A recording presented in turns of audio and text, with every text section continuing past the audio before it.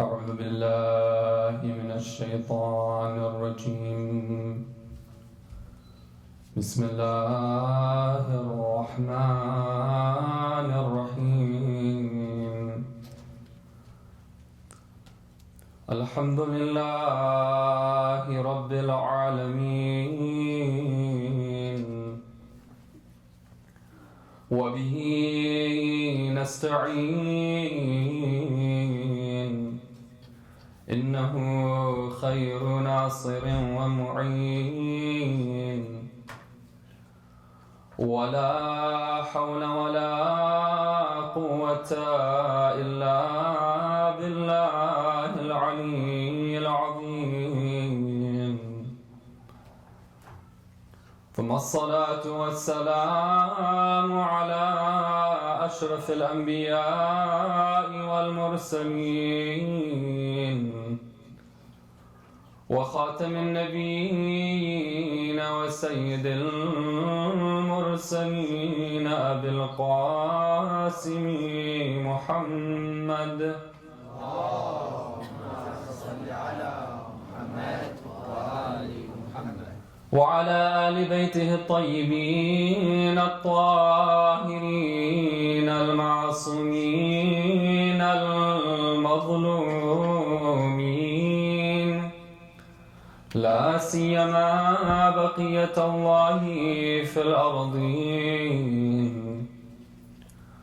ولعنة الله الدائمة على أعدائهم أجمعين من ليلتنا هذه إلى قيام يوم الدين.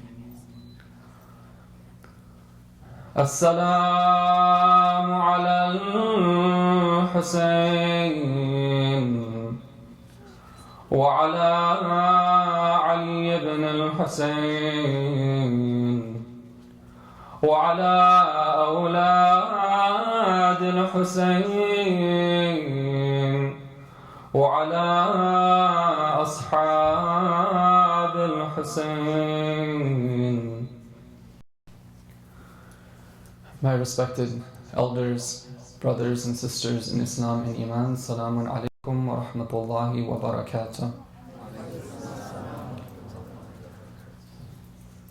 Tonight is the night of Ashura. Many centuries ago, on this night, there was an extremely moving and beautiful scene unfolding in the desert of Karbala. You know, they say that a painting is worth 1,000 words. And there are some paintings that we have that have been done by artists who try to depict some of the scenes from convey much more than 1,000 words. You've all seen the painting of the horse, and you've seen the painting of the baby. But sometimes I wonder that why don't they, perhaps there is such a thing, but I haven't seen it, why don't they make a painting of the night of Ashura? After being in the desert for so many days, after the water supply being cut off or reduced from the 7th day of Muharram, you can imagine the state of the children on this night. We're told that they were crying, wailing out of thirst. The mothers were trying hard to keep them quiet and somehow give them some comfort and relief. But all of you know what it's like to try to comfort a baby that's hungry and thirsty. But what's amazing about this scene is that the army of Imam Hussein alayhi salam, at this time, when all odds are against them, they are spending the night in the worship of Allah. According to history, what happens is that the enemy army actually wants to attack on the Tasu'a, on today. They want to put an end to it. But when Imam Hussein a.s. becomes aware of their intentions, he sends his brother Abbas to delay them. What does he tell Abbas a.s. to tell them? He says that go to them, O my brother, and see if you can delay this. Because tonight I wish to spend this night in prayer. لَعَلَّنَا نُصَلِّي لِرَبِّنَا اللَّيْلَةَ وَنَدْعُوهُ وَنَسْتَغْفِرُوهُ فهو يعلم أني كنت قد أحب الصلاة له وتلاوة كتابه وكثرة الدعاء والاستغفار. O Abbas, go to them and get a respite so that we can spend this night in prayer, in salat, and we can call to Allah and make dua to Him and seek forgiveness for Him. Because He indeed knows that I have always loved salah and reading His book and making plentiful dua and making plentiful istighfar. So here you have this scene of people who have certainty that tomorrow will be their last day, but yet they're busy engaging in calling upon Allah with thirsty mouths. What a beautiful scene. Just imagine what your master Imam Hussein, what sort of munajat would he be engaged with on tonight? What sort of du'as would Abbas be reciting? Where would Qasim be? Where would the companions be? Would Habib be near Imam Hussein, or would he be near Abbas alayhi salam? What sort of groups would they be forming? We're told that some of them would be seen in qiyam, some of them in ruku, some of them in sujood. And there would be a humming coming from that camp. فَلَهُمْ دَوِيٌّ كَدَوِيَ النَّحْلِ. There was a humming like the humming of bees, as they were all busy, engaged in calling upon their Lord. That scene of beauty, that scene of worship, that scene of light was something that was attractive to even the enemy. When they saw that these were the types of people that they had been told were enemies of the state, they realized that something was wrong. According to some reports, 32 men from the enemy army crossed over and joined the army of Imam Hussein a.s. on that night. Why? Because they were attracted by the power of worship of these beings.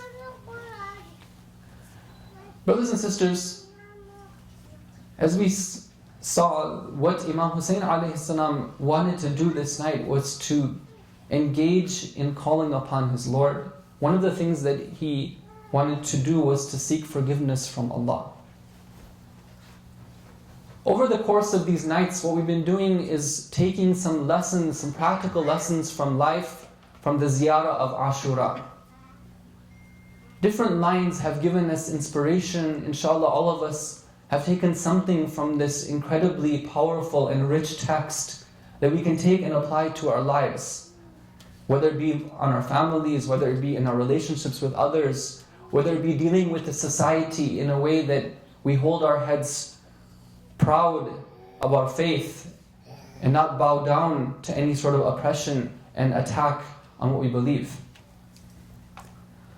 There's one line that I would like to cover for tonight, which is related to what Imam Hussein and his companions and family are engaged in doing tonight. In this ziyarah towards the end, we make this dua: Allahumma ja'alni fi maqami hadha mimman tanaluhu minka salawatun wa rahmatun wa maghfirah.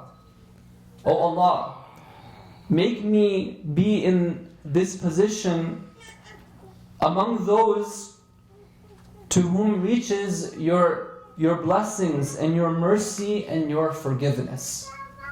We're praying for a special position in front of Allah where to us reach these three things: His blessings, His mercy, and His forgiveness.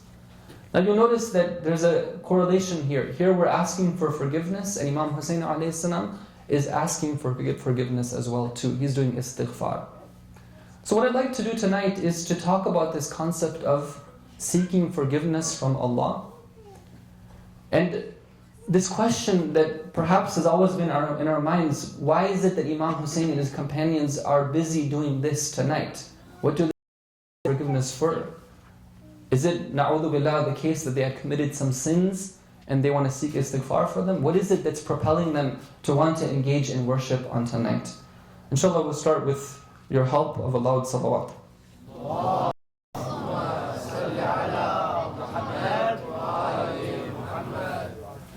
Brothers and sisters, when we look at this world is built on a system of causes and effects. You do something and you see the effect of it. And this is something that everyone accepts, that there are certain things you do them and you see the effect of them. For example, let's say that you go on exercise, you get a workout, and you do that every single day. Right? You hit the gym, you go running, you play sports. Okay, if you do that and you do it regularly, the effect of it is that you're going to have a healthy body. And that's something which pretty much is the case, that's the way it works. Another example, if you work hard and you don't be lazy, then generally speaking, good things happen to you, right? If you don't slack off, you do your homework, right? You're diligent, you follow up, you make use of your time, you have some time management, you plan your day, you have a balanced life, you follow up, then generally speaking, you tend to be successful, you accomplish your goals. That, again, is something that everyone accepts. Every action that we have has a certain effect. Islam and the Ahlul Bayt alayhim as-salam understood this, and they encouraged us to understand this, the relationship between a cause and effect. In both of these examples that I gave you, I'm leading up to something here, so I would ask you that you follow along here. In both of these examples that I gave you, the Ahlul Bayt, they recognize this and they encourage this as well too. Exercise, for example, is something that the Ahlul Bayt encourage us to do. They also knew that it would help us, it would make us healthy. But they gave us a reason for why we want to do that, and they told us how we should do it as well too. They told us that when it comes to your body is an amana, it's a trust from God. You're going to be asked as to how you use it. So use it wisely, because one day you have to restore and return this amana and you'll be questioned about it. So do exercise. Make your body healthy so that you can worship Allah even better. When it came to not being lazy and being focused, they told us work hard. In the ahadith we're told that Allah despises and loathes that servant of His who is farigh. Allah loathes the servant who doesn't have anything going on. Just passes his time, no plan, no sort of schedule, just wastes his time, is lazy. They told us in so many traditions about not being lazy, about managing your time. They told us what we should be focusing on. Why? Because they wanted us to use this gift of time in a way that would be serving Allah and make us successful in the hereafter. For every cause, there's an effect. The Ahlul Bayt recognized this. Now when it came to these two examples that I gave you, exercising and not wasting time, being focused, these are things that everyone agrees upon, whether you're a Muslim or not a Muslim. But brothers and sisters, the Ahlul Bayt and the Quran come and they give us a whole set of other actions that have effects that nobody except for a believer has access to. What is the topic of this whole series? It's about adopting an Islamic lifestyle. If we want to have an Islamic lifestyle, we have to understand what these actions are as well, and what sort of effects they are going to have for us. What is it that distinguishes us from people who don't have iman, who don't have faith? Example. One of the things that only a Muslim will engage in is something called doing wudu. Doing wudu. Washing your face and your hands and wiping your head and your feet. The simple act. Have you ever thought about what is the effect of this action when it comes to our life? Of course we know that it is something which is a necessary prerequisite for certain actions like touching the Quran, like saying our prayers. But have you ever considered the effects that it has in our lives if we have wudu. In one hadith, the sixth Imam alayhi salam tells us, Inni ajabtu mimman ya'khudhu fi hajatin wa huwa ala wudu'in kayfa la tuqda hajatuhu. I wonder at the one who has a need and enters into trying to fulfill that need in the state of wudu, how his need is not taken care of. What does that mean? Simple English, what does it mean? It means that the Imam is saying that if somebody is in wudu, he wonders, he would be very surprised if they try to accomplish something and it doesn't work out for them. You see, brothers and sisters? For every action, there's an effect. The effect of being in wudu is not just limited to something in the hereafter. It's something that's related to this world right here. If you want to find success in a job interview, in an exam, in trying to accomplish something, trying to take care of some problem, then this is a lifeline that the Ahlul Bayt have given to you. They say, make use of this to find success in your life. Every action has a reaction. Every cause has an effect. Another example. Giving sadaqah, giving charity for the sake of God. Giving charity is supposed to be part of the lifestyle of a mu'min. Every day we're told that we should set aside some charity. Even if it not be a lot, $1, a couple of dollars, depending on whatever we can do. A quarter if it need be. A dime. But I should set aside some amount of charity on a daily basis and see what sort of effect it has in my life. Every action has a reaction. What does the verse of the Quran say? Surah Talaq. Verse number 7. أعوذ بالله من الشيطان الرجيم.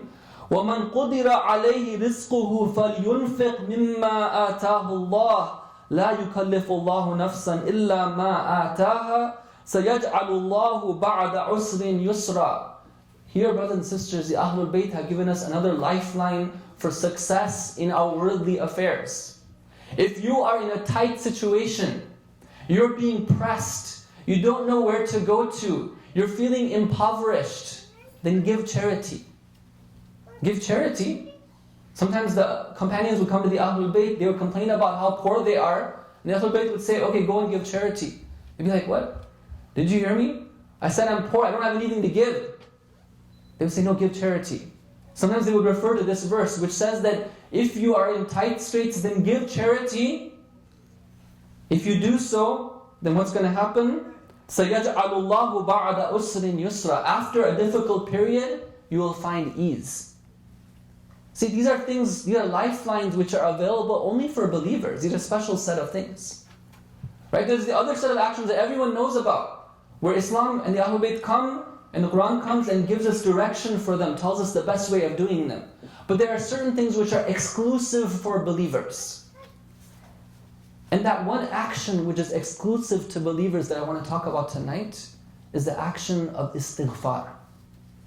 Brothers and sisters, somebody who wants to adopt a lifestyle of a believer needs to have istighfar be a core action that they do on a regular basis. Now, what is istighfar? Istighfar, very simply, is to seek forgiveness from God. To say, Astaghfirullah Rabbi wa atubu ilayh, but not just to say it, of course. Just mere words don't have the effect. It's coming with the belief in the heart that, oh Allah, I want you to give me your forgiveness. Maghfirah literally means to cover something. Oh Allah, that sin that I have committed, erase the effects away, cover it up, and make it be like the way it was before. This is istighfar. And when done properly, it comes along with an intention to rededicate my life to Allah. Now, once again, every action has a reaction. Every cause has an effect. What is the effect of doing istighfar? If I can please ask everyone to step forward, take a couple of steps forward with a loud salawat, please.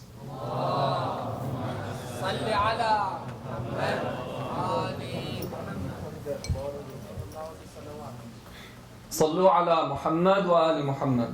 اللهم صل على محمد وآل محمد. Ahsantum. One more loud salawat, please.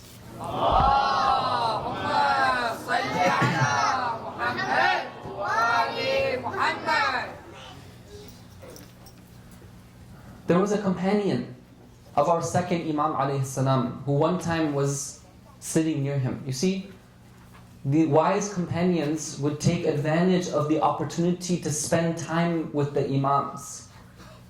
We're told that spending time, even with an alim, is an ibadah. It can be a source of getting closer to Allah. We learn things by being in the company of the great ones. He was in the company of Imam Hassan alayhi salam. He sees that a man comes to him and complains of the drought. There's been no rain. He's a farmer. He needs rain for his crops. If he doesn't have crops, he's not going to have any money. The Imam alayhi salam tells him that go do istighfar. Go and ask Allah for forgiveness. The man goes away. Another man comes. He complains to the Imam alayhi salam. He says that I am poor. What can I do? The Imam alayhi salam tells him, go and do istighfar. A third man comes.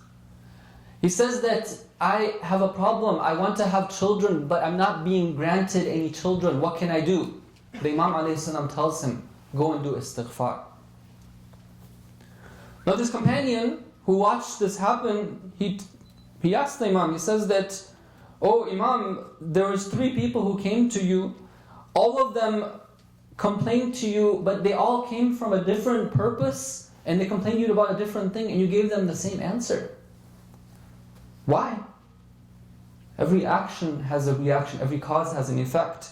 The Imam ﷺ tells him that I didn't say this from myself. I said this based on what the Quran says. What does the Quran say?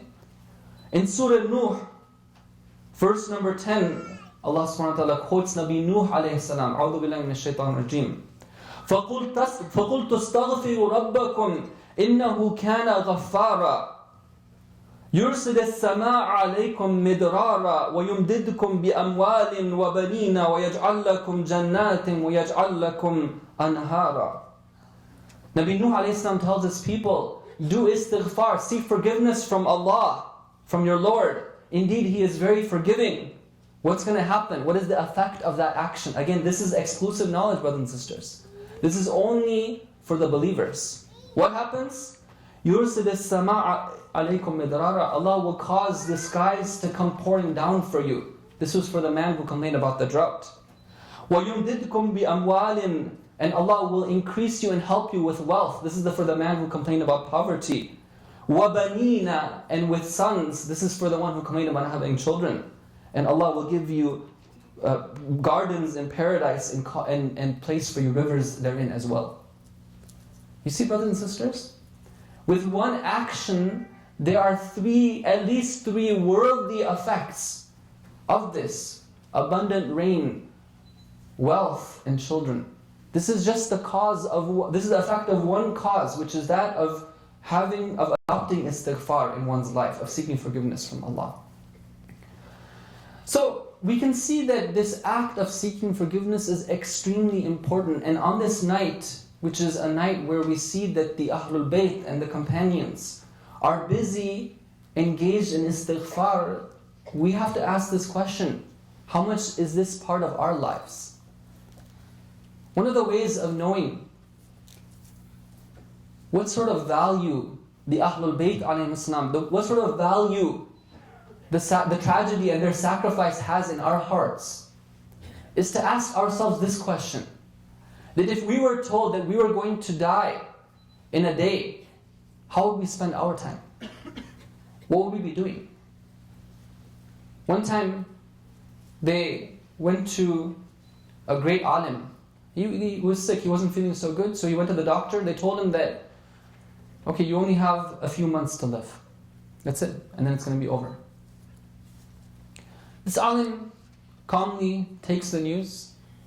He goes back home. He tells his family and his friends that, okay, it's just a few months left. That's going to be it. So they ask him, they say that, okay, well, now that you know that, what's going to change? How are you going to change your lifestyle? He tells them that actually I'm not going to change a single thing. My whole life I have planned it and I've dedicated towards this very moment. If I had to change anything, I would have changed it a long time ago. Exactly what I've been doing until now is exactly what I'm going to continue doing from now on. Whether it be 3 months, whether it be 3 days. Brothers and sisters, a life of istighfar, a life of seeking forgiveness, a life of salat, a life of reading Quran. This is what led those companions to do the same thing on that night of Ashura. So why is it that I would want to do that? How can I go about doing so? We talked about how things have an effect. We saw how istighfar has incredible worldly effects on those who do it. Children and wealth. And by the way, I should mention here that we're told in numerous ahadith that if there's a couple who has issues, they're not able to have children, then one of the best ways of trying to open up the channels of rizq from Allah in this regard is to do istighfar. Do plentiful istighfar and see what happens. So these are worldly effects, but there's something more than that, brothers and sisters. The effect of istighfar isn't just related to the worldly things. And this is another case where a believer's life differs from a non-believer. You see, what we talked about so far, whether it be being healthy, whether it be being successful, having children, rain, all these things, these have to do with material things. But there's a whole set of immaterial blessings and gifts that are waiting for a believer. And if I want to have access to those things, I need to find the ways to do so. For example, having contentment in life, being happy, being satisfied, feeling a connection with the divine, feeling the presence of a living Imam. These are gifts that are waiting for a believer. We just have to see what we can do to attain them. And one of the best ways of doing them and of getting these gifts is through this act of istighfar. So, brothers and sisters, how do we go about doing so? I just want to mention 3 levels of istighfar that we can inshallah benefit from tonight. The first one, ulama tell us that if somebody wishes to do istighfar, to ask forgiveness from Allah, the first place they have to start it is when it comes to what they believe in. We are living in a society where there are incredible attacks on what we believe. There are many people who call themselves Muslim, who call themselves followers of the Ahlul Bayt alayhim as-salam.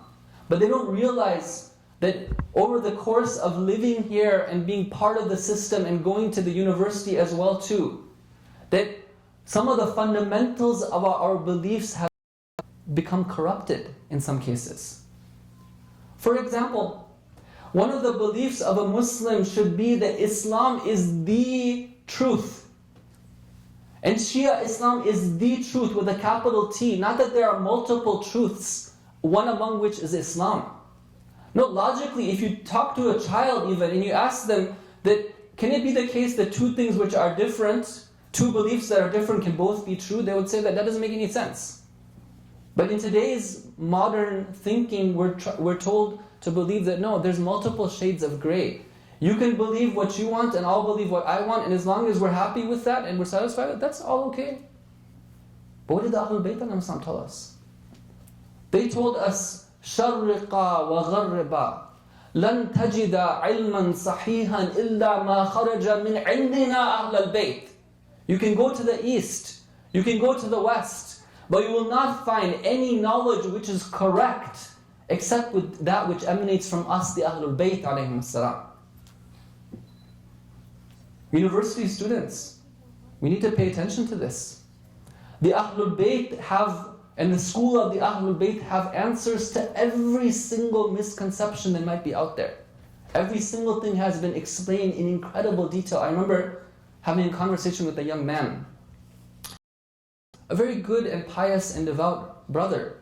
He used to come to the centers, he was involved with the majalis, but one day they got to him. They started putting in these beliefs, making him question about the fundamentals of the belief. I remember him coming to visit me and he said that, okay, I have all these things and I haven't seen any answer to them in all the books that I've read. And he was convinced that he was right and everyone else was wrong.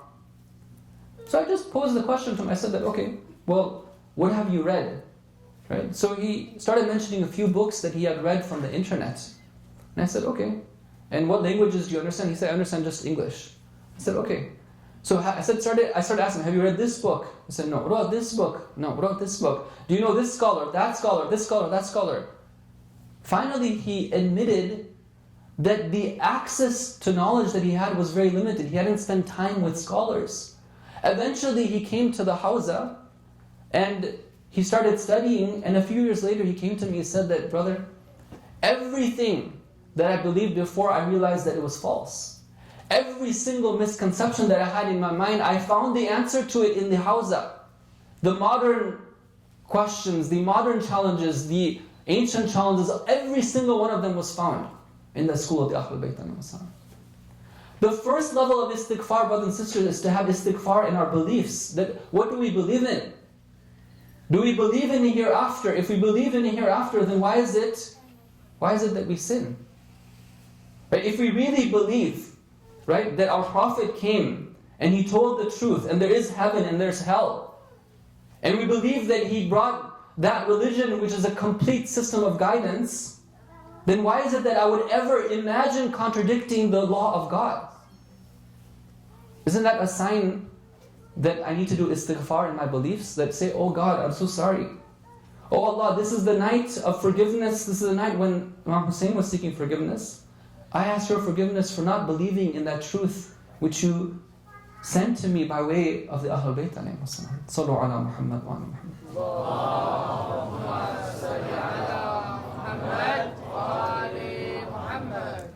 The second level of istighfar is when it comes to our actions, brothers and sisters. Tonight is the night for us to join those companions and the Ahlul Bayt as they are seeking forgiveness, and for us to do the same thing. Let us take this opportunity to seek Allah's forgiveness for those actions that we have committed that have created a distance and a barrier between us and Allah. Every action has an effect. Every sin has an effect. This is again for those believers. We want to understand the way the world works. Every single action that we do has a spiritual effect on our heart. And the effect of a sin is destruction in that relationship we have with God. You see, brothers and sisters, sometimes, imagine, let me give you an example. You're talking to somebody far away on the phone. And sometimes there's a bit of friction on that line. The words don't come that clearly. Sometimes they get eaten up. If that friction gets to be too much and there's too much static, stop being able to have a conversation with that other person. Sometimes you tell them, you know what, it's not going to happen today. Let me try it at night, or let me try it tomorrow. Maybe things will be better. The lines will be clearer. The same thing happens when it comes to our relationship with Allah. You know this, we all know this. Sometimes we feel like we're close to Him. Sometimes we feel like we're retreating from Him. Sometimes that line is clear. We have that connection with Him. Sometimes it's very faint and there's a lot of static and friction. What is it that we can do to clear up that line? What we can do is turn to Allah and say that we're sorry for what we've done. And this is the night, brothers and sisters, to do this earnestly and sincerely. Sometimes people have a problem. They say that, okay, I will believe and I'll submit when it comes to most things, but there's one sin that I commit, there's my pet sin, and that I won't be able to leave behind. There's usually one thing or two things. Everything else I'll be a Muslim, but in this one thing, just don't come at me with that. It's my pet sin. Right? Whatever it is, maybe it's listening to haram music, maybe it's looking at something which I shouldn't be looking at. Right? Whatever it is, everyone has their certain way that the shaitan attempts to get to them. How can I possibly leave aside this pet sin? Sometimes people get flabbergasted at the idea of leaving aside this one thing. Brothers and sisters, we have to ask ourselves, this is the night to question, that after all, what is it that's preventing us from making this decision to stop? We shouldn't think of it being something unsurmountable. It's true that once somebody gets used to doing something, it becomes a habit. And once it becomes a habit, it's very hard to break from it. But guess what? With the help of Allah, everything that can happen. With tawassul to the Ahlul Bayt, asking them for help, everything can happen. We have examples of young people who came to our Prophet and came to the Ahlul Bayt and they committed the worst of sins. Things that I can't even talk about in the mimbar. But they found in our books of hadith. You just imagine it, they used to commit it. And they would go and they would admit that to the Ahlul Bayt alayhim as-salam. Would the Ahlul Bayt tell them that, no, you know what, go away, there's no hope? Would they tell them that, no, this thing, now that you're stuck with it, that's it, that you can't get over it? Not at all. They would encourage them, they would turn to them. Sometimes we have examples where the Imam or the Prophet would touch that young man and that their lives would transform. Because after all, the only thing that's lying between us and between being a servant of Allah is us ourselves. And who cannot be a master of his own self? This is the night for us to, again, turn to Allah and ask. And commit ourselves to a life of servitude to Him. So what I've mentioned is 2 levels of istighfar, 2 levels of seeking forgiveness. The third one I want to mention right now, one was when it came to belief, the other one is when it came to actions. The third is when it comes to our ethics. When it comes to the way we deal with people. We live in a society, brothers and sisters, where we're raised to be very sophisticated animals. From a very young age, again, I'm speaking from experience, seeing what sort of things happen in the public school. We're brought up in a culture where it's about my trying to show how much better than you. How much more can I brag more than you? How can we, let's get into something where you say something and I'll say something to try to make fun of you. You say something to try to make fun of me. Back and forth, calling each other names. It's all about me. It's all about trying to show how I'm the best. Is this the way that the Ahlul Bayt taught us to be? A life centered around I and the idol of the I and trying to make everything about what I believe? I walked into a public school just a few days ago and I saw right there in the first thing that you see a quote saying, the gist of it was something like this, that don't tell me what to do, I'll do whatever I want, I'm free. This is the type of ideology and these are the type of ethics that our young people are being exposed to, but this isn't the way of the Ahlul Bayt alayhim as-salam. There was one very special companion of our 6th Imam alayhi salam and our 5th Imam. His name was Muhammad ibn Muslim.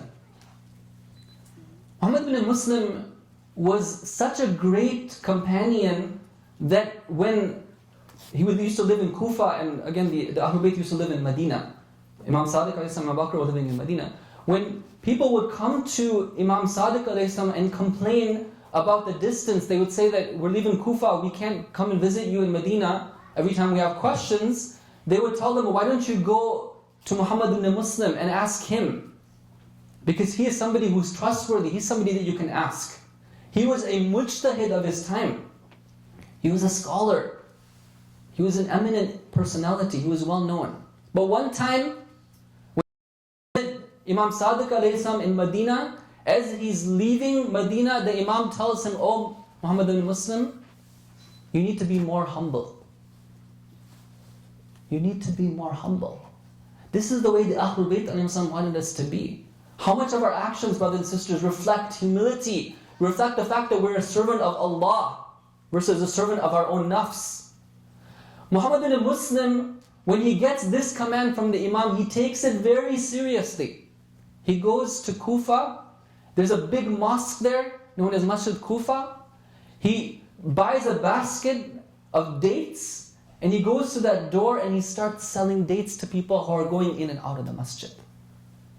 Now imagine, brothers and sisters, a great scholar going to the door of the center and selling dates to people coming in and out.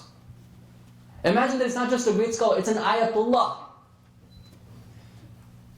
Right? Would that be something eating for the soul? But this is what he realized would be necessary in order for him to lower his ego. Afterwards, his family, his kin, his clan came to him and said that you're embarrassing us. Right? Can't you do something else in this? He said that, no, my Imam has told me I have to be more humble. This is the only way that I can make it happen. So they said that, okay, well, why don't you, instead of selling dates, because date selling was considered one of the lowest occupations, they told him that instead, why don't you grind wheat and sell the flour? He said, okay, that's what I'll do instead. So you see, brothers and sisters, that one of the levels of istighfar that we have to do, that we have to be asking Allah for forgiveness for, is the way that we are, the way we behave. Sometimes somebody might get to the point where they think they have control over their actions. They think they got their actions in line, but then what about the way that they treat other people? Sometimes when we think about the way we treated our parents, the way that we've treated our children, our community members, we feel embarrassed. This is what we need to take to Allah when we ask forgiveness for Him.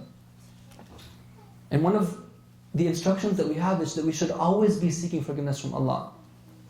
وَبِالْأَسْحَارِ هُمْ يَسْتَغْفِرُونَ. One of the qualities of a believer is that they are awake in the time before dawn. And what are they engaged in? They're seeking forgiveness from Allah. And the more we understand, brothers and sisters, the more awareness we have, the more we realize what it means to do a deed and to do something which is not pleasing to Allah, then the more serious our istighfar is going to be. There's a wonderful story we have of this one scholar by the name of Sayyid Shifti, who used to live in Isfahan some 100, 200 years ago. I remember my teacher mentioned this story many times to us. He really felt that there was a powerful lesson in that story. I want to relate it to you tonight. There was a great scholar who was renowned for many things, but one of them is that he had a very special relationship with Allah. His name was Sayyid Shifti. Another man reports that one morning, early in the morning, he makes his way to the bathhouse of Isfahan, and he passes by the house of Sayyid Shifti. He hears a sound coming from the house of this Sayyid. He goes near, he's curious to know what is it that he's saying repeatedly again and again. He hears that he's repeating the same line again and again and again. What is it that he's saying? He's saying, أَيُخَيِّبُ مِثْلُكَ مِثْلِي. Again and again. أَيُخَيِّبُ مِثْلُكَ مِثْلِي. أَيُخَيِّبُ مِثْلُكَ مِثْلِي. What does that mean, brothers and sisters? It means that will someone like you disappoint someone like me? You see, brothers and sisters, now I'm asking you to think a little bit here. What sort of position does this man have where the greatest of his worries is being disappointed by Allah, and Allah, that connection between him and Allah being somehow severed, or there being some friction on that line? أَيُخَيِّبُ مِثْلُكَ مِثْلِي. Oh Allah, here I am asking for you to give me your special attention, for you to give me that confidence, that certainty, that mercy, that feeling of satisfaction. Will you disappoint me in this? That man who says that he heard him repeating that, he said, I went to the bathhouse and 2 hours later I came back. It was still in the early morning before the Fajr prayer. I passed by his house, I heard the same sounds, I went and heard, he was repeating the same thing for 2 hours. أَمِثْلُكَ يُخَيِّبُ مِثْلِي. Will someone like you disappoint someone like me? Do you see now, brothers and sisters, why it's the case that Imam Hussein and his companions and the family were so busy engaged in worship on this night, and one of the things they're doing is istighfar? Because they understand the value of this connection between us and Allah, and they want nothing to come in between. Every good deed that we do, brothers and sisters, it's because of the help of Allah. Let's not fool ourselves and think we have nothing to be sorry about in front of Allah. No, we have a lot to be asking forgiveness for. Our past sins, our current sins, our akhlaqi traits. Not to the point where we get so depressed when we think about the past that we're like, forget it. I'm not going to go anywhere. No. The worst sin that we can commit is to be hopeless. But let's not make excuses. And that's the last point I'll make before going to the masajid for now. Let's not make excuses for ourselves, brothers and sisters.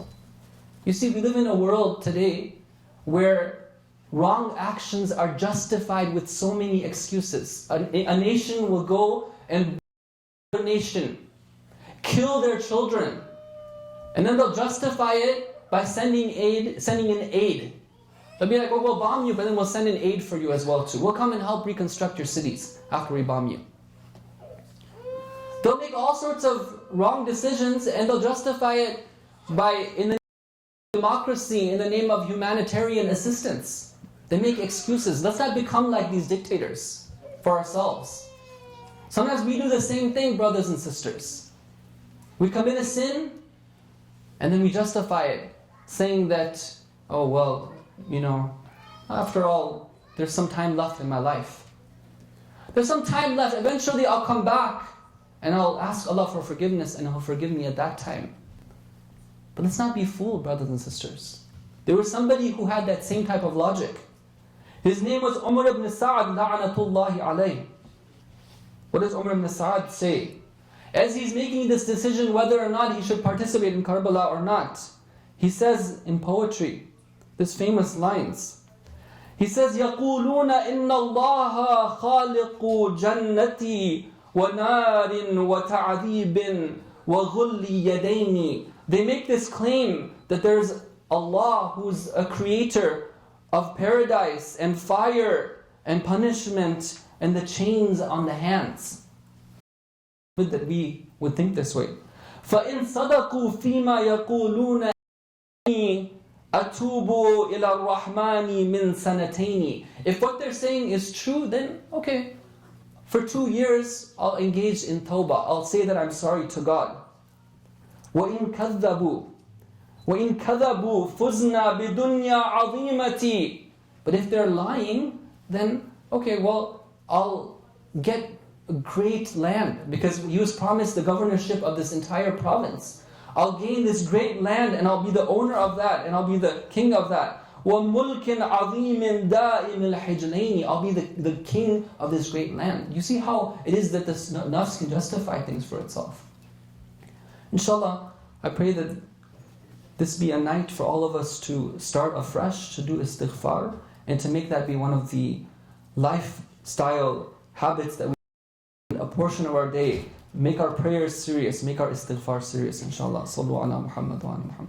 Allahumma salli ala Muhammad wa ala Muhammad. Tonight is the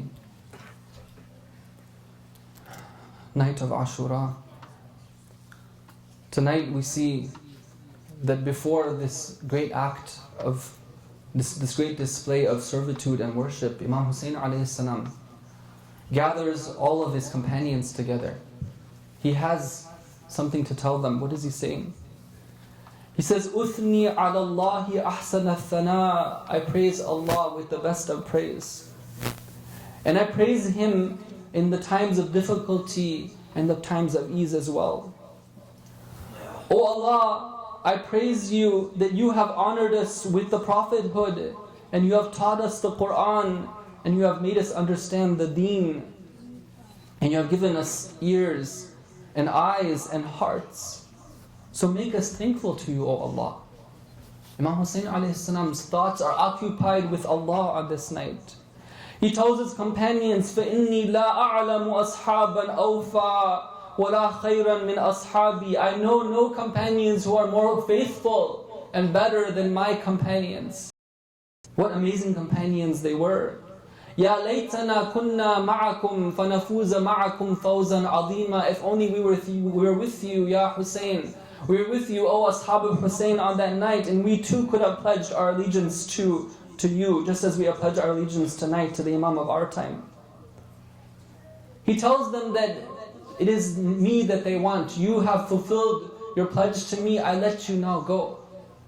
But history tells us not a single one of these companions goes. But rather we see this display of loyalty. The first among them to display his loyalty is Abbas alayhi salam. He pledges that he will stay with Hussein, and one by one all the family members, and followed by the companions. Among them is Zuhair ibn Qayn, who says that by Allah, I wish that I be killed, then brought back to life, then killed again 1,000 times, so that Allah, the Great, will let such you and these youths from your Ahlul Bayt alive. Meaning for your sake, I would be willing to be killed 1,000 times, O Hussein.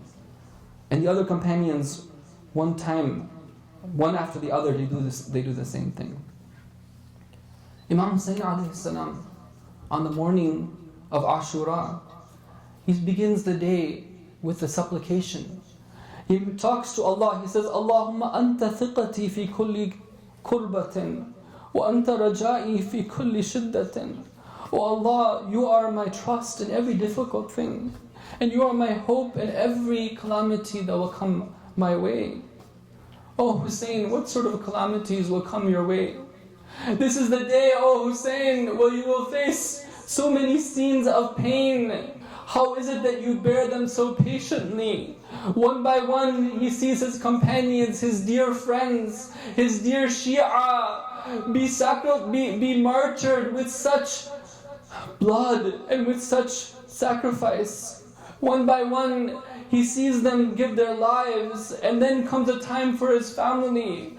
There is that son, there is that nephew, there is so many of his close relatives, and finally there is his brother. When it comes time for his brother, he cries out, Al-an inkasara dhahri wa qallat hilati. But oh Hussein, there is still one more sacrifice. There is still one more sacrifice and one more bala and one more tragedy that you will have to bear. Where your trust in Allah is that which will keep you firm and steadfast. As-salamu alayka ya Aba Abdullah.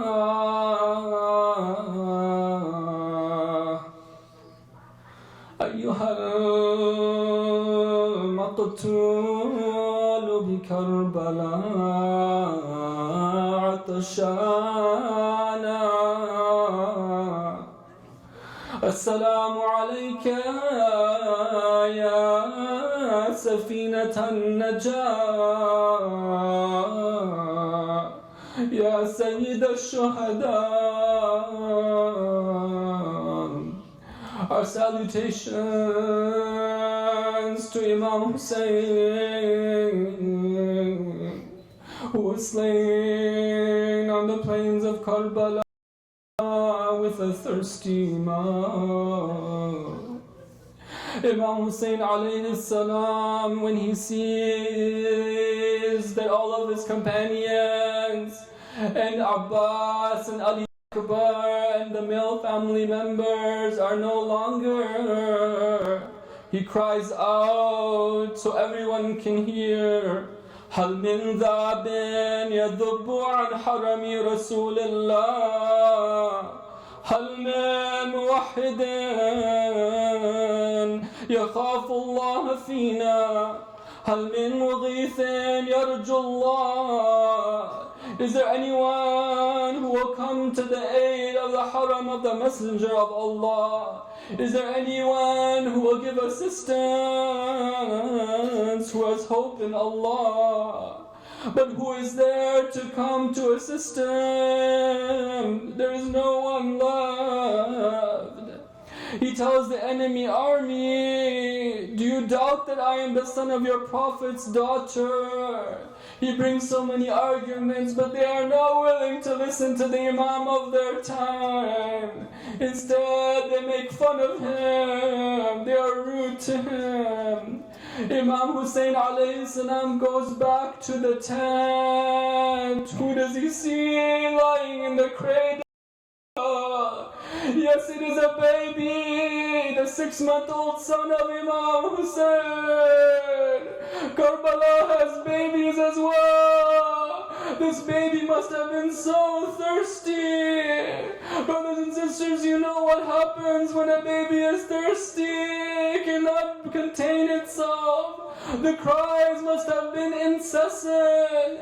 Imam Hussein alayhi salam has one more test. He has to see one more tragedy. He tells his sister Zainab, oh Zainab, ناوليني ولدي الصغير حتى أودعه. Give me my young boy, this child, so I According to one report, he has the baby in his arms. There's one thing left for Hussein to do. He approaches the enemy army. He shows them the baby. Oh Hussein, don't you know that these men are so cruel, they don't know mercy. He tells them, Ya qawmi, in lam tarhamuni, farhamu hada al-tifl. If you got no mercy on me, then at least have mercy for this child. Brothers and sisters, you know that a baby has a special place in the hearts of everyone. A crying baby would awaken compassion in the hardest of hearts. There are some in the enemy army who are moved by this scene.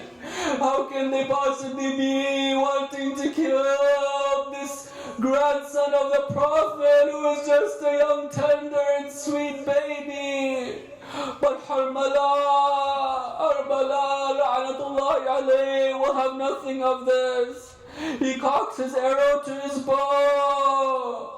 One moment, the cries of the baby must have filled the desert. Everyone must have been anxious to see what is going to happen. The next moment, la hawla wa la quwwata illa billah. The next moment, the cries have stopped. The baby is crying no longer. Imam Hussein alayhi salam cries out, Oh Allah, you be the judge between these people. They invited us and promised to help us, but now they are killing us. This is something which even the people of the skies cannot bear. This is a tragedy which shakes the entire universe. Imam Hussein alayhi salam takes the blood of his young baby. He cups it in his hand and he flings it to the skies. He says, Hawwana alayya ma nazala bi annahu bi'aynillah. The only thing that makes this possible for me to bear is that it is in the presence of Allah. Suddenly a voice is heard from the sky consoling Imam Hussein.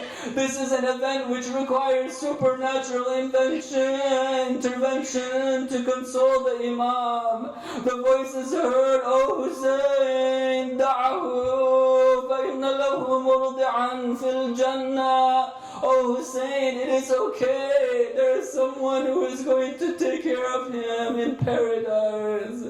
Imam Hussein is walking back with his 6-month-old child who has been struck with an arrow in the neck.